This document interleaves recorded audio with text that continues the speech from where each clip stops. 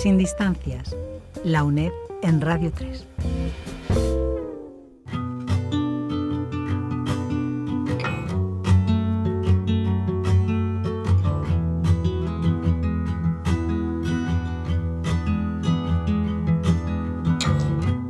Hablamos de la convivencia en las organizaciones educativas con Pedro Uruñuela.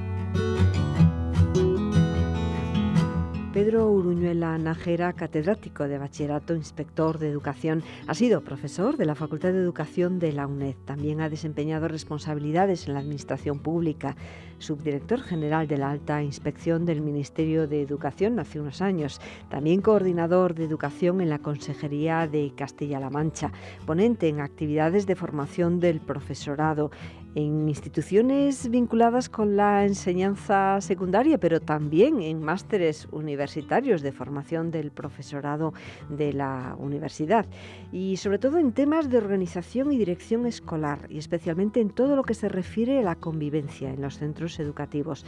Precisamente Pedro Uruñuela coordinó el Plan Estatal de Convivencia 2005 por encargo del Ministerio de Educación de entonces, y además es uno de los fundadores, presidente de honor de la Asociación Convivencia en la Escuela, Convives. Y en enero de este año 2016 publica un libro centrado en la construcción de la convivencia positiva en el espacio escolar, con sugerentes iniciativas que impliquen a los alumnos, a los profesores, a las familias, a la administración, a toda la comunidad educativa. El título de este libro, Trabajar la convivencia en los centros educativos, una mirada al bosque de la convivencia, un libro del profesor Pedro Uruñuela en la editorial Narcea. Muy buenos días, profesor. Hola, buenos días. Bueno, es un placer tenerle en esta mañana de radio de la UNED en Radio 3, porque hace ya un tiempo que no contábamos con su presencia en estos micrófonos, y además yo creo que uno de los profesores pioneros que en esta Universidad Nacional de Educación a Distancia trabajó el tema de la convivencia, cuando estaba como asociado, pero incluso antes, desde la inspección venía como invitado. Efectivamente. Y bueno, hace muy poco leíamos precisamente en la revista Convives uno de sus artículos que escribía precisamente a raíz de un triste suceso, el suicidio de un adolescente, y por desgracia no ha sido el último. Escribía en la revista Convives que suele ser bastante frecuente que cuando estalla un conflicto y explota la crisis que se iba gestando, se demanden con toda urgencia e inmediatez soluciones para dicho conflicto. Llevados por emociones desbordadas, se demandan actuaciones inmediatas y se piden responsabilidades a las personas responsables del conflicto. Esto sucede periódicamente. ¿Qué es lo que pasa? ¿Es que se descuida la convivencia en los centros educativos, profesor? Lamentablemente yo opino que sí. Yo denuncio lo que llamo el efecto Guadiana en los temas de convivencia. Pongo un ejemplo concreto. En el año 2004, a raíz del suicidio también de Joaquín Severio en Hondarribia, se pone en marcha una serie de actuaciones y sobre todo se pone en marcha el Plan Estatal para la Convivencia Escolar. Pasan 4 años, se están construyendo cosas, se pone en marcha el Observatorio Estatal, se hacen 3 cursos de formación de formadores, tanto para profesorado como para padres y madres, se ponen en marcha los congresos, se hacen 4 congresos, se pone en marcha el concurso de buenas prácticas, en fin, una serie de iniciativas que a los 4 años poco a poco se dejan de atender, desde el Ministerio se considera que ya no es prioritario y desaparece. ¿Por qué vuelve a surgir ahora? Porque hemos tenido otro caso, que es lamentablemente el caso de Arantxa, del Instituto Ciudad de Jaén, en el cual esta chica se quita la vida por el acoso que está sufriendo de un compañero, etcétera. Todo esto presuntamente, porque todavía no hay decisión judicial al respecto, ¿no? Pero a mí lo que me preocupa es que con motivo de esto vuelve a surgir el Guadiana y vuelve a surgir la preocupación. Y nosotros defendemos todo lo contrario, que la convivencia tiene que ser un trabajo continuo, un trabajo permanente, un trabajo prioritario en los centros educativos y que no puede quedar al albur de los acontecimientos, sino que debemos adelantarnos, tenemos que anticiparnos y trabajar en todos los temas relacionados con la convivencia haya o no haya situaciones como las que me has aludido, ¿no? Evidentemente, yo pienso que cuando sucede esto es tanta la alarma y enseguida hay que tomar medidas. En el caso que me decías, quien ha pagado el pato, valga la expresión, ha sido el director y su equipo directivo, que están cesados y están de alguna manera expedientados. Dices, no, hay que hacer las cosas antes y hay que prever y hay que adelantarse. Y me consta, porque yo trabajé con ellos, que en ese instituto estaban trabajando muy a pesar y muy en contra de la falta de medios que le estaba dando la Consejería de Educación. Desgraciadamente los casos suceden, yo mencionaba periódicamente, pero de muchos de ellos ni siquiera nos damos cuenta. Y como nos comentaba, pues generan una alarma social, pero también, y no solamente en la revista Convives, el ejemplo que nos ha mencionado hace un momento de este instituto, sino en este libro que acaba de publicar de Trabajar la convivencia en los centros educativos, una mirada al bosque de la convivencia, vemos muchas y buenas prácticas en el tema de la convivencia, que a lo mejor no son conocidas por la comunidad educativa en general, sino en esos núcleos en particular. Por eso hoy me gustaría, profesor Pedro Uruñuela Nájera, aquí en Radio 3 de Radio Nacional de España, que hablásemos de la convivencia positiva, sobre todo pensando en padres, en educadores, en los estudiantes que nos puedan estar escuchando y trasladándonos no solamente a los centros de secundaria o los centros de primaria, sino a cualquier organización educativa, de un centro educativo. ¿En qué se basa una convivencia positiva? Una convivencia positiva para nosotros es muy importante porque se basa sobre todo en que el alumno o la alumna, los chicos en general, aprendan a relacionarse y aprendan a relacionarse consigo mismos, con otras personas, con su entorno, de una manera positiva, creando algo, desarrollando las competencias emocionales, sociales, éticas que son necesarias para saber relacionarse bien y sobre todo desde un modelo de relación que rechace cualquier tipo de violencia, que rechace el modelo más habitual en las relaciones, que es el modelo dominio-sumisión, y se establezca un modelo basado en los derechos, basado en las responsabilidades, basado, en definitiva, en el reconocimiento de la dignidad de la otra persona, en el respeto a la otra persona, en la paz positiva que resuelve los problemas y las injusticias, y en definitiva en los derechos humanos, que es el código que podemos decir ético, además de ser un código legal, pero es un código ético que recoge las conductas mínimas que debemos respetar para poder convivir de una manera pacífica todas las personas y todos los seres humanos. Sin embargo, ese modelo que nos mencionaba de dominio-sumisión sigue siendo muy importante en la sociedad en la que nos movemos. En ese libro precisamente nos habla de los elementos que debe contemplar un plan de convivencia escolar que tenga alguna garantía de éxito, pero no sé por qué muchas veces esos planes no funcionan. Antes mencionábamos un caso en el que sí se trabaja el tema de la convivencia en el centro y a veces no funcionan. ¿Por qué, profesor? Bueno, la pregunta puede tener distintos enfoques, ¿no? En primer lugar, yo creo que el plan de convivencia es tan importante como el plan de estudios. ¿Por qué? Porque en nuestros centros educativos somos la única institución, la escuela en general, ¿no?, por la que pasan absolutamente todos los chicos y chicas, absolutamente todos. Y están con nosotros como mínimo los 10 años de la obligatoria más los 3 de infantil, que está generalizado casi al 100%, y probablemente muchos de ellos estarán 2 años más en la enseñanza posobligatoria. Es una oportunidad que no podemos dejar pasar, tenemos que aprovecharla, ¿no? En segundo lugar, porque todos los estudios internacionales, todas las personas que han tratado estos temas consideran que en esta sociedad en la que vivimos hoy día, tan diferente a la de hace 30 años y a la de hace 50 años, lo que prima es la diferencia, lo que prima es la singularidad, lo que prima es la multiculturalidad, etcétera, de tal manera que aprender a convivir con personas muy diferentes, es uno de los aprendizajes básicos y fundamentales. Jacques Delors, en su famoso La educación encierra un tesoro, como se tradujo en España, el informe que realiza sobre la educación en el siglo XXI, señala que tan importante como aprender conocimientos es aprender a convivir, porque nos jugamos el futuro de la humanidad, ¿no? El plan de convivencia en un centro, tercera razón, es fundamental.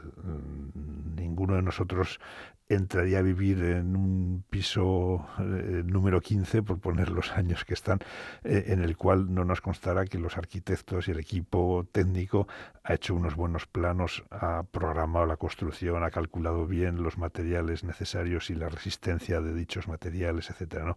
Pues en educación no podemos improvisar el aprender a convivir, tenemos que enseñar conforme a un plan y con unos objetivos muy claros, etcétera. Otra cosa por la que no fallan a veces los planes de convivencia en los centros se debe también a que todavía predomina mucho la mentalidad academicista, la mentalidad de que a los centros se viene exclusivamente a aprender conocimientos y aprender conceptos, cuando cómo aprendemos esos conceptos, cómo aprendemos esos conocimientos a través de la relación, a través de la convivencia, a través de la interacción con otras personas, sean estos maestros, maestras, sean los iguales, alumnos y alumnas, etcétera. Entonces aprendemos a través de la interacción, no aprendemos simplemente porque alguien nos grabe en el cerebro las cosas, ¿no? Y luego hay otra cosa que me parece que es muy importante y que también en el libro la recojo. En educación las cosas no funcionan de arriba a abajo, funcionan siempre de abajo a arriba. Yo creo que fue una buena idea la del Ministerio de Educación el decir que todos los centros tenían que hacer su plan de convivencia. Pero si quieres que realmente los centros hagan el plan de convivencia, empieza a trabajar desde abajo, empieza a crear la necesidad, empieza a crear formación para que el profesorado sepa en qué consiste un plan, cómo hacerlo, para que sepa detectar las necesidades, implica a los padres y madres, implica a los propios alumnos, a las alumnas y tal, y así poco a poco se va consiguiendo. Entonces yo creo que son muchos factores, pero que sigue siendo un tema verdaderamente necesario el tener un plan de convivencia y trabajar intencionalmente con objetivos concretos el aprendizaje de la convivencia a lo largo de toda la escolarización. Ha planteado otro de los asuntos clave y estaba pensando pues en la formación de los profesores de enseñanza secundaria. Nadie pone en duda su cualificación profesional en cuanto a la docencia de las materias que imparten, pero muchas veces tienen pues una formación pedagógica muy general y están realmente formados los profesores para gestionar situaciones conflictivas, para favorecer una convivencia positiva, para entre todos llevar a cabo ese plan de convivencia, Pedro Uruñuela. Yo pienso que no, lamentablemente no. ¿Por qué pienso esto? Por mi larga experiencia, tanto como profesor, luego como inspector y como formador de profesorado, ¿no? Yo en 30 años, más de 30 años, me he encontrado un caso concretamente era una profesora que no dominaba su materia, tenía lagunas por las causas que fueran, ¿vale?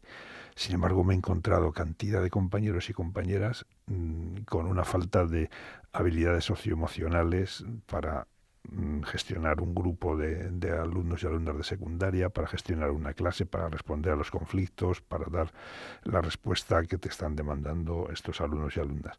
Lamentablemente, en la formación del profesorado de secundaria ha sido mucho más académica, mucho más academicista. Todavía hoy hay personas que defienden que no tiene sentido la formación pedagógica.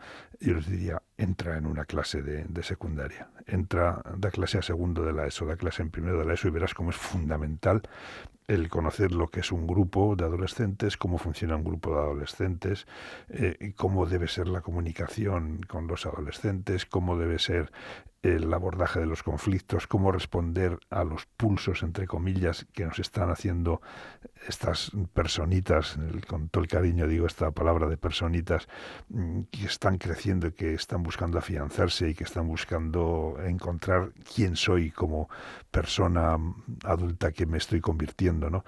Todas esas cosas hay que tratarlas y hay que verlas. Y sobre todo por una razón. A mí me preocupa muchísimo y he procurado actuar en eso, el sufrimiento que causa a muchos profesores y profesoras el dar clase a grupos que les cuesta hacerse con ellos y para los que no tienen esas habilidades socioemocionales necesarias para hacer frente, ¿no? Y digo porque los ves sufrir, los ves que aumenta el número de bajas por depresión, por ansiedad, etcétera. Y dices, no puede ser, tenemos que darles herramientas, hay que formar. Por eso me he dedicado en los últimos años casi exclusivamente no tanto a los temas de dirección cuanto a los temas de convivencia y de gestión del aula, sobre todo, porque me parece que es un tema fundamental.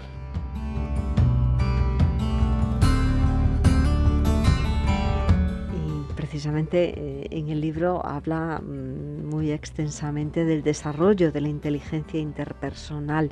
Me gustaría que nos hablase un poco de este tipo de inteligencia interpersonal, porque estamos, sobre todo, bueno, no sé, desconozco dentro del centro educativo si este tema se trabaja habitualmente, pero desde un plano más general escuchamos hablar de la inteligencia emocional, de gestionar nuestras emociones y las de los demás, aprender a desarrollar esa inteligencia emocional. Pero ¿en qué consiste la inteligencia interpersonal? Por lo que leo en el libro, nos va a ayudar y mucho, y sobre todo a estos profesores, a gestionar el aula, a gestionar el centro para una convivencia positiva. Yo estoy convencido de que sí, y de hecho, por ejemplo, ahora todos los jueves tengo un seminario con un grupo importante de profesores y profesoras en Getafe, al que están acudiendo compañeros de otros centros, aunque no sean del propio Getafe, y que están muy interesados en ello.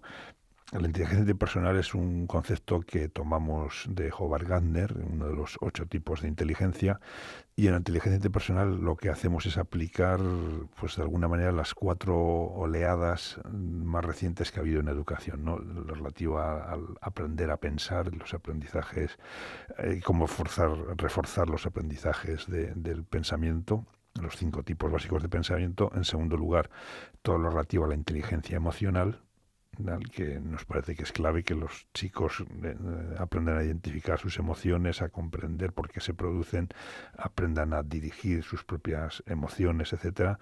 En tercer lugar está el tema de las habilidades sociales.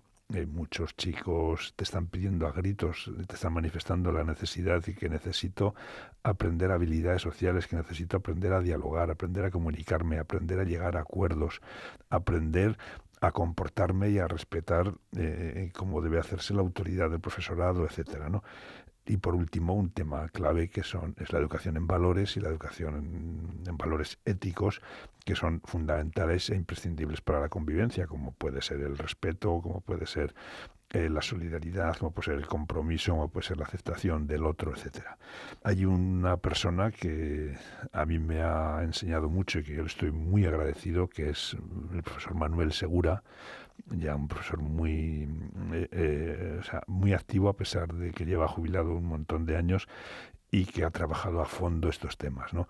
Y que nosotros lo estamos tratando de aplicar a 3 niveles. Primero, que cada uno, profesor o profesora, en su aula lo aplique con sus alumnos, y que entonces, si un alumno le protesta porque entiende que le ha corregido mal un examen o que no es justo con él en las calificaciones y tal, no solamente tiene que ver si me respeta o no me respeta, si ha bordeado el insulto o no, cosa que está mal y que hay que corregir, sino que lo vea como una necesidad educativa, que ese chico no sabe defender sus derechos, no sabe, le faltan habilidades sociales, etcétera, ¿no?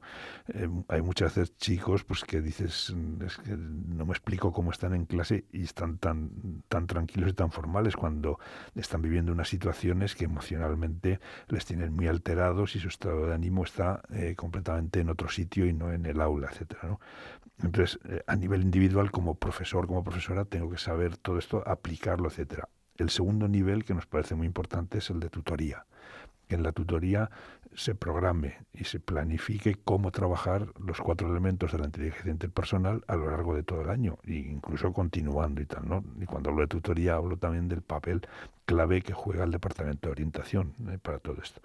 Y luego nosotros proponemos y insistimos mucho en que en el plan, en el proyecto educativo y en la programación general anual, todo el centro trate este tema y también analice cuáles son los puntos fuertes, cuáles son los puntos que hay que mejorar, se marquen objetivos, programen actuaciones y actividades que se pueden hacer, ¿no?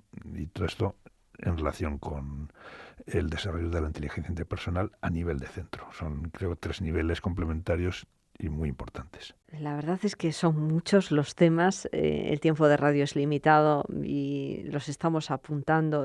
Yo mencionaba el libro que recomiendo porque reúne preguntas, reflexiones, propuestas, buenas prácticas, una mirada a ese bosque de la convivencia con la experiencia de un profesor que además ha tenido responsabilidades en la inspección, en la gestión. También ha sido profesor de enseñanza secundaria. También recomendamos y pondremos un enlace a la página de la Asociación Convives, porque ahí van siguiendo día a día todos estos temas de la convivencia en positivo.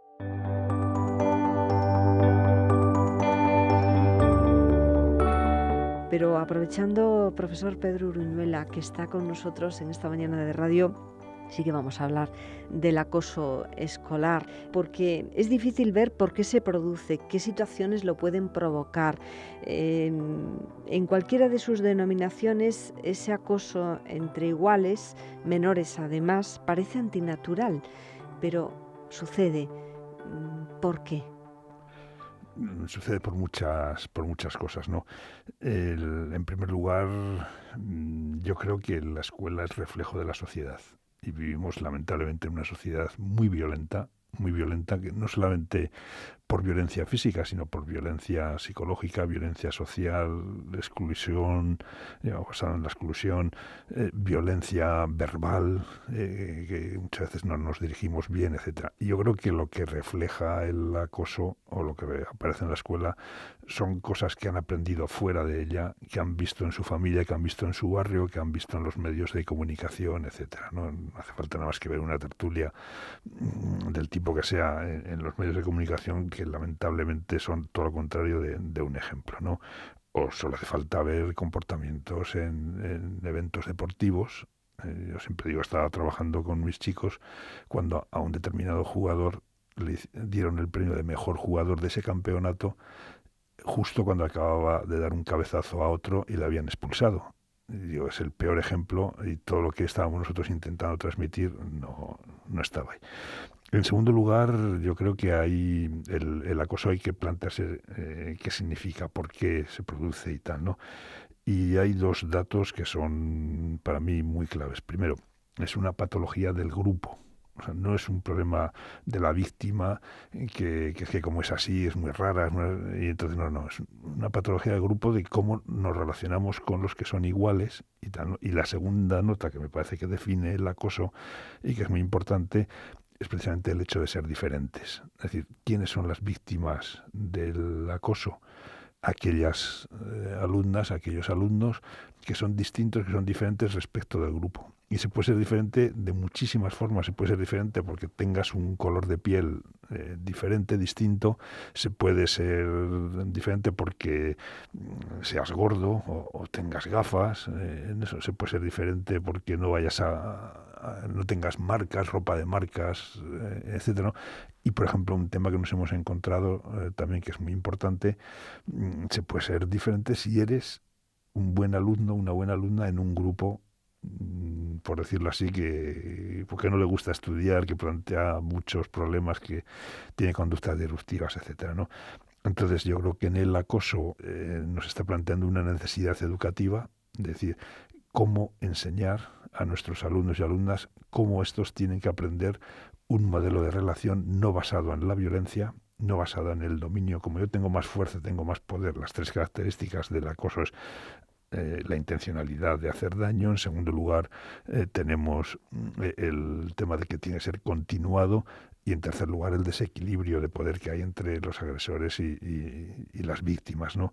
Entonces, ¿cómo rechazar eso? ¿Cómo manifestar tolerancia cero a todo eso? Y me preguntabas por qué se mantiene y por qué, aunque sea antinatural, por una sencilla razón, porque a nivel social encontramos muchas justificaciones. y son cosas que damos. Decimos que no tiene importancia, que es una cosa de críos, decimos que siempre ha habido acoso y recordamos, yo recuerdo un compañero que tuve que le llamábamos cuatro ojos, gafotas y tal, y eso, ¿no? Hay justificaciones, es la manera de hacerse hombre, la manera de hacerse adultos, así aprenden a defenderse. Cuando no culpabilizamos directamente a la víctima, decimos, algo habrá hecho para que se metan con ella. No. Todas esas justificaciones hay que categóricamente decir que no, que son falsas, hay que desmontarlas y sobre todo hay que rechazar, hay que tener tolerancia cero con cualquier forma de violencia que haya en el centro, ¿no? Y en el acoso, la principal forma de violencia no es la física, no son las palizas, no es esto. Las dos principales son la verbal, insultos, motes, rumores, calumnias, etcétera, que es mucho más frecuente entre las chicas, y luego la violencia social, que es mucho más frecuente entre los chicos y que es apartar al chico, hacerle el vacío, no dejarle participar en el grupo, rechazarle como amigo, etcétera.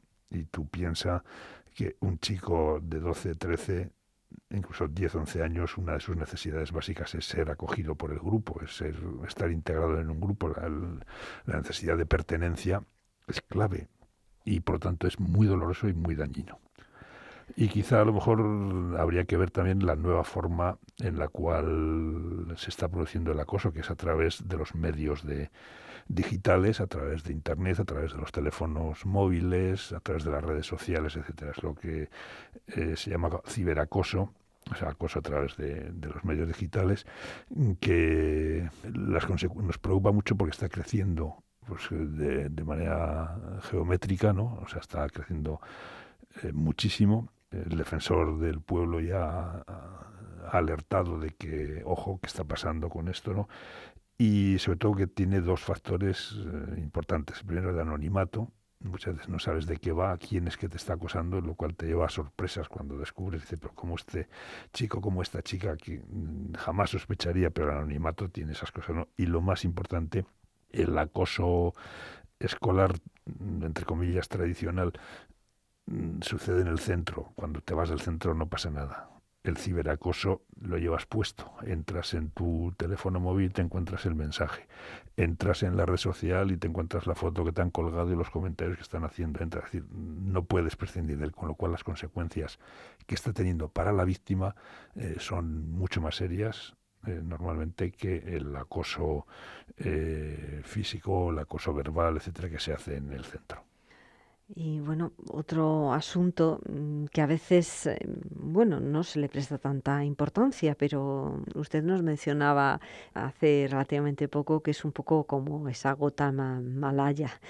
Son lo que se considera violencia de baja intensidad. Violencia es violencia. Esas conductas disruptivas, pero sobre todo la violencia de género. Que bueno, es también reflejo de la sociedad, del entorno en el que vivimos, pero se refleja también en el propio centro escolar, en el centro educativo. Sí.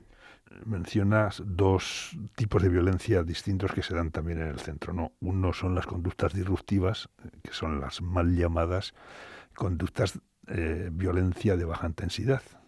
¿Y por qué digo mal llamadas? Porque evidentemente son conductas muy violentas. Yo las comparo con la gota malaya que va cayendo y que va minando la moral del profesorado, ¿no? Porque venga y dale y todos los días con este grupo y la misma persona. Pero que, ¿por qué damos de baja intensidad? Porque no tienen la espectacularidad ni tienen la repercusión que puede tener un insulto, una paliza grabada, por ejemplo, en el móvil y colgada, entonces todo el mundo se asusta y tal, ¿no? Mientras que esto es algo que el profesor y sobre todo la profesora, más que los profesores, están todos los días padeciendo y que incide mucho en la moral del profesorado, ¿no? Y a la vez tenemos otro tipo de violencia que lamentablemente se da mucho en secundaria, que es la violencia de género, y que se manifiesta primero en una serie de actitudes y en una serie de ideas y de pensamientos y tal, claramente machistas, de considerar inferior a la mujer, de no respetar su papel como persona y que se traduce pues en conductas que las propias chicas asumen y que ven normal que su pareja, su novio, su amigo, quien sea, les controle el móvil, a ver con quién hablan, entre en su WhatsApp, cosas de estas, hasta les diga qué ropa tienen que ponerse, si la falda tiene que ser más corta, más larga. Bueno, ¿dónde vamos a llegar, no? Y violencia de género, que a su vez tiene también otra manifestación, y es que se calcula que hay más de 1.000 denuncias al año por parte de chicas entre 12 y 18 años que sufren violencia de género, violencia física, violencia psicológica, amenazas, etcétera, ¿no? Claro que personas que están en esa etapa educativa de secundaria y que tengan que recurrir a la denuncia y tal, supone que hay un problema que los profesores y profesoras no podemos dejar pasar, no podemos mirar a otro lado, tenemos que plantearnos en serio y trabajar dentro de ese plan de convivencia que hablábamos antes, un apartado específico de cómo insistir y de cómo actuar frente a la violencia de género.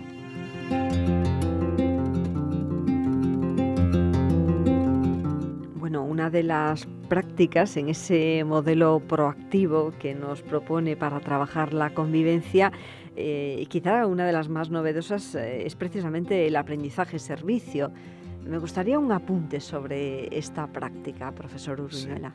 Sí. Definía al principio de esta entrevista la convivencia como aprender a relacionarnos con uno mismo, con otras personas y con el entorno.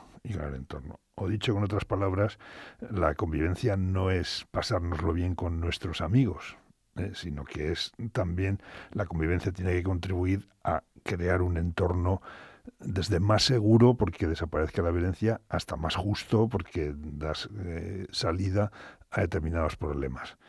Yo creo que una de las preocupaciones que tenemos todo el profesorado en general es decir, ¿qué puedo hacer yo para desarrollar una conciencia crítica y una conciencia ciudadana en mis alumnos y alumnas? Es decir, ¿cómo puedo hacer? ¿Qué puedo contribuir y tal, ¿no? Yo creo que esta metodología del aprendizaje-servicio responde a ese planteamiento, porque el aprendizaje-servicio es que los chicos y chicas aprendan a la vez que hacen un servicio a la comunidad. Es decir, partes con tus alumnos y alumnas de la detección de una necesidad social que puede ser importante.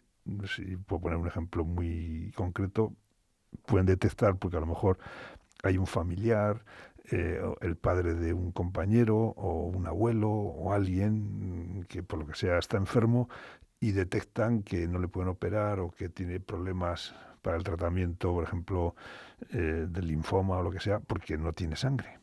Y se detecta esa necesidad social de que en todos los hospitales hay una carencia endémica de sangre y que es necesario y tal. Y a la vez dices, ¿qué podemos hacer? Dices, no puedes ser donante porque no tienes la edad de 18 años, que es cuando empiezas, ¿no? Dice, muy bien, dice, pues, ¿qué servicio vamos a hacer nosotros? No podemos ser donantes, pero sí podemos plantear una acción de servicio que es coincidir, hacer una campaña en el barrio, hacer una campaña en el entorno del centro educativo, lo que sea, ¿no? Para conseguir que aumente significativamente el número de personas donantes. En lugar de hacer un día que aparezca la Cruz Roja, no, vamos a hacer una campaña bien pensada. Y entonces vamos a la dimensión de aprendizaje. ¿Qué puede aportar lengua para esa campaña? Puede trabajar cómo comunicar la necesidad, cómo hacer eslogans para hacer una campaña de radio, cómo escribir un folleto, es decir, fue trabajar toda la parte de comunicación, ¿no? En segundo lugar, ¿qué puede hacer, por ejemplo, matemáticas? Pues hacer un cálculo de porcentajes, necesidades, resultados, etcétera.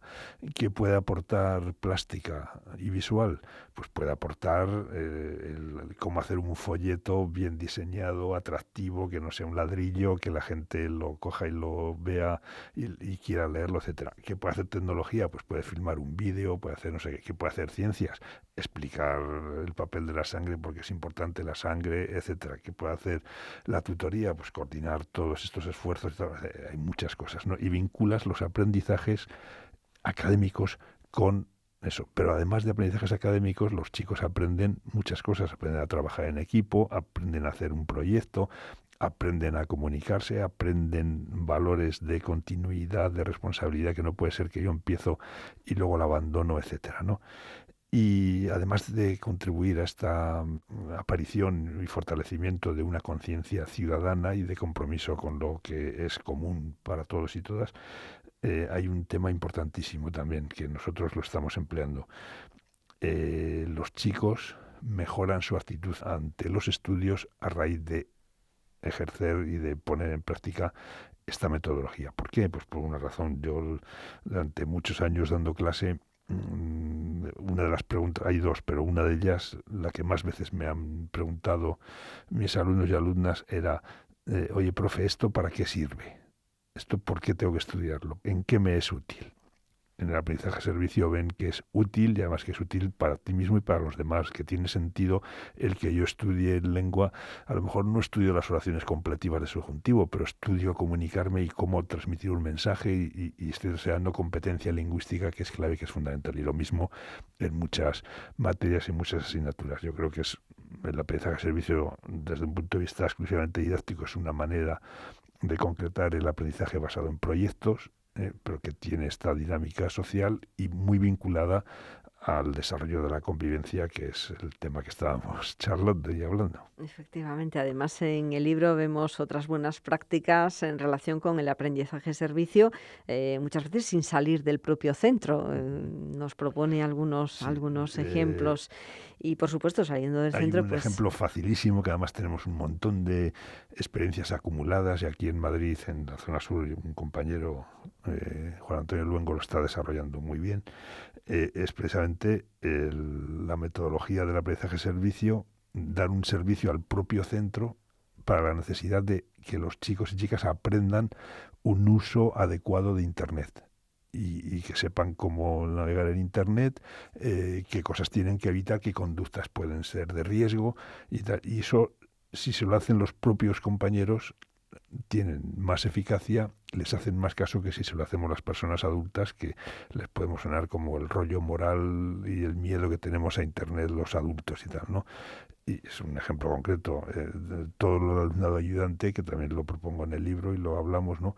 Creo que es susceptible de ser enfocado como una concreción de la metodología de aprendizaje-servicio.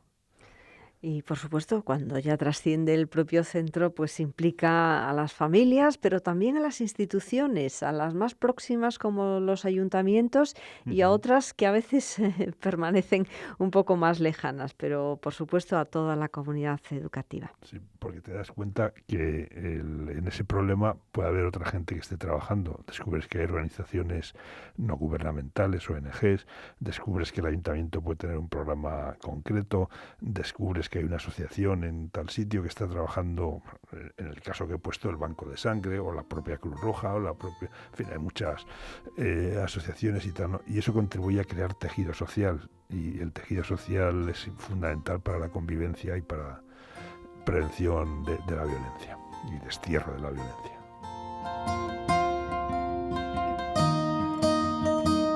El tiempo de radio, como decía, es limitado y bueno, esta entrevista completa con el profesor Pedro Uruñuela Nájera podemos escucharla en Canal UNED, canal.uned.es. Además pondremos enlaces, pues como les decía, a la asociación Convives y a otros trabajos del profesor Pedro Uruñuela.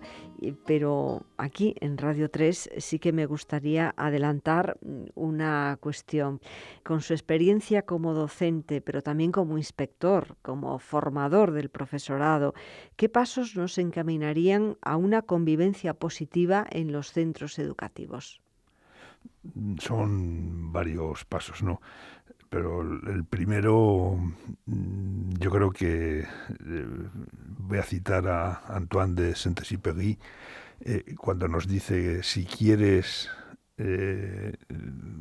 crear la afición, o sea, si quieres hacer una barca, no empieces buscando las maderas, buscando los materiales, etcétera. Crea en la persona el deseo y el gusto por el mar, y que disfrute por el mar. Es decir, crea la idea de todo esto. Yo creo que es el primer paso que tenemos que dar. Realmente estamos convencidos que aprender a convivir es un aprendizaje fundamental, absolutamente compatible con aprender muchas matemáticas o mucha física, mucha biología, mucha filosofía, con las asignaturas que quieras, porque todas son importantes, y no quiero dejarme ninguna que no las pueda mencionar. Para mí es el primer paso, convencernos de que eso merece la pena y que nos jugamos mucho en ese tipo de educación, ¿no? En segundo lugar, yo creo que hay que crear un equipo entre el profesorado que empiece a plantear estos temas, que empiece a analizar la situación, que vea, etcétera, y que ese equipo incorpore a otros sectores. Por ejemplo, para nosotros es clave contar con el alumnado.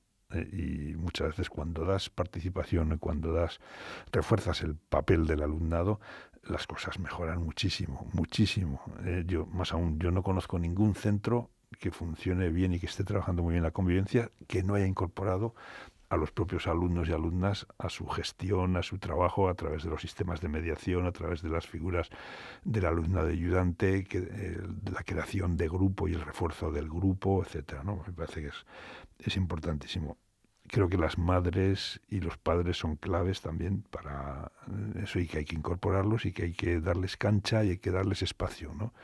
Padres y madres de los que nos quejamos, que no nos apoyan, que le dan siempre la razón al hijo. ¿Y qué hacemos con ellos? Yo creo que dos actuaciones, por lo menos yo personalmente he procurado impulsar siempre. Una es la formación, de que en todas las AMPAs haya padres y madres que han recibido formación de convivencia y que sirvan para asesorar a sus colegas, y a la vez que asesoran, para impulsar actuaciones a favor de la convivencia y para dar formación a favor de la convivencia, ¿no?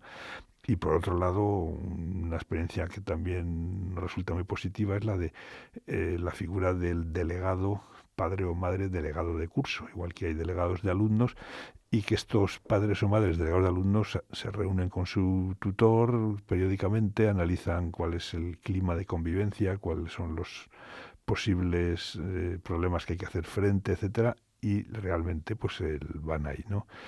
Y luego yo creo que en el tema de la convivencia hay un tema que todo profesor, toda profesora debería abordar y debería tratar con sus alumnos en sus materias, y que de hecho está en el currículum, está en el plan de estudios en ciencias sociales, que es el tema del conflicto, y cómo aprender a transformar pacíficamente los conflictos y a no dejarnos llevar por las pautas de conducta que hemos podido aprender de nuestra familia, de nuestro entorno en general, ¿no?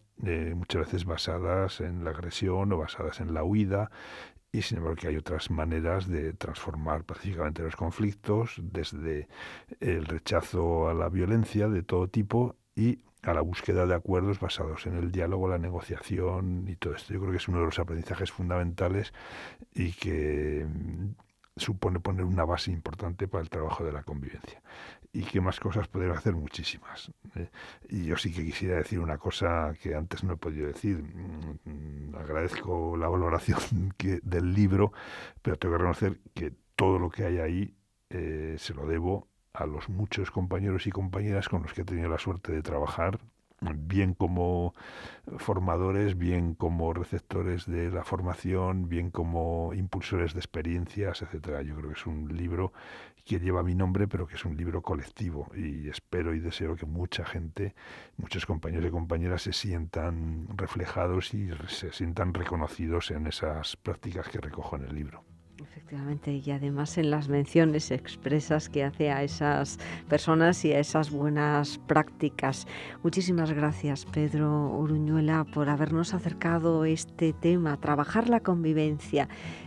Hace muy pocas fechas, en la presentación del libro, pues había muchos docentes, pero también había padres y madres, y eso es importante porque la convivencia es algo que nos afecta a todos. Y como nos decía, además, pues no es una cuestión de leyes o de normas las que cambian las situaciones y sobre todo las situaciones en los centros educativos, sino que son las personas quienes son capaces de mover y de provocar pues esa buena gestión de los conflictos para solucionar problemas y sobre todo trabajar la convivencia positiva para que todos podamos vivir en paz, con dignidad y respetando esos derechos humanos. Muchísimas gracias. Muchas gracias a vosotros y a la UNED en concreto.